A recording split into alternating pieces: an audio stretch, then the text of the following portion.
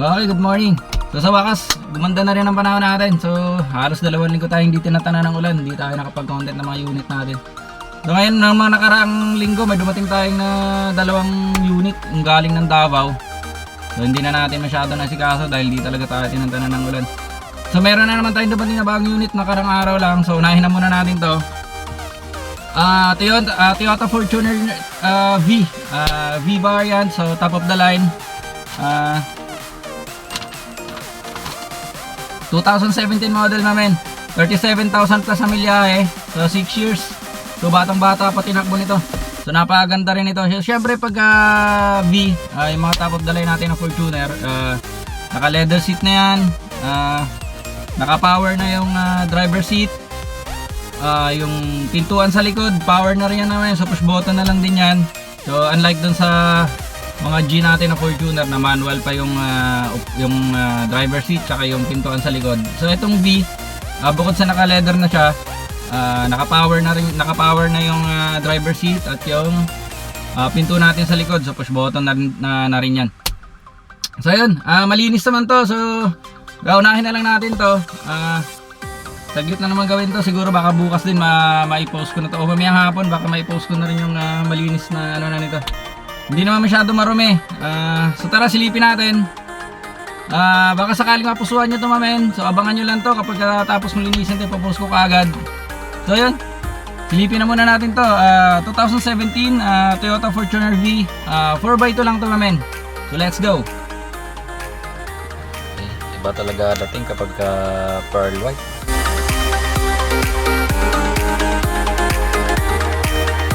Lagi lang talagang malinis pag puti, napakaganda talagang tingnan.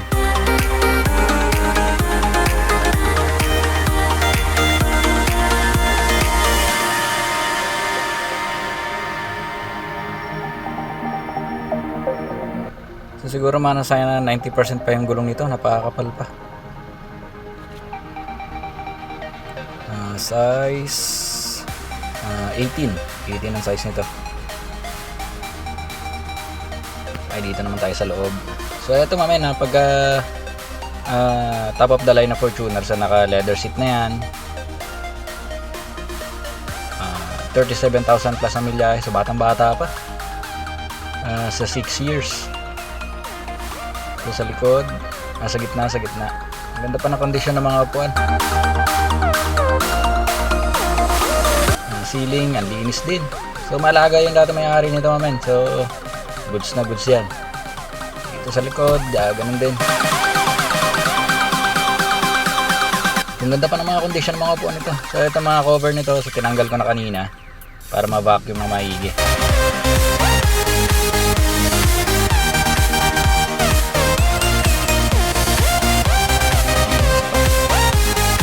Panalo din to. Sa kabilang side. Good. Mga konting alikabok lang.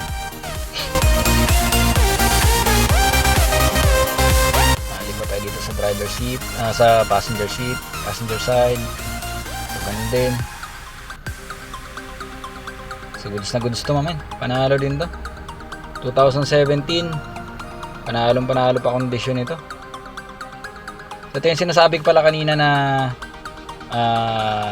naka-power na yung pinto nito sa likod. So push button na yan. So ganyan kapag top of the line yung V variant. So unlike dun sa mga G na manual lang siya. So ito pwede mo siyang push button na lang.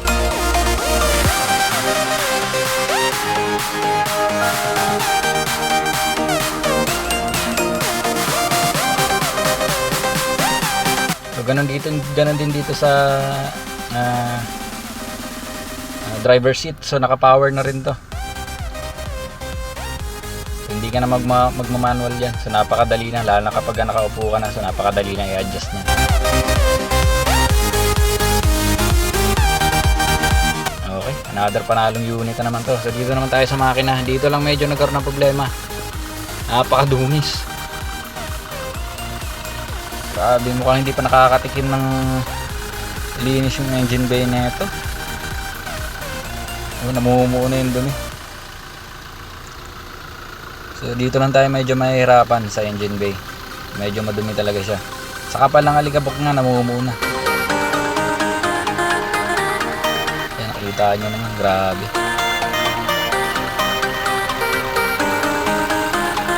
So mukhang dito tayo mahihirapan.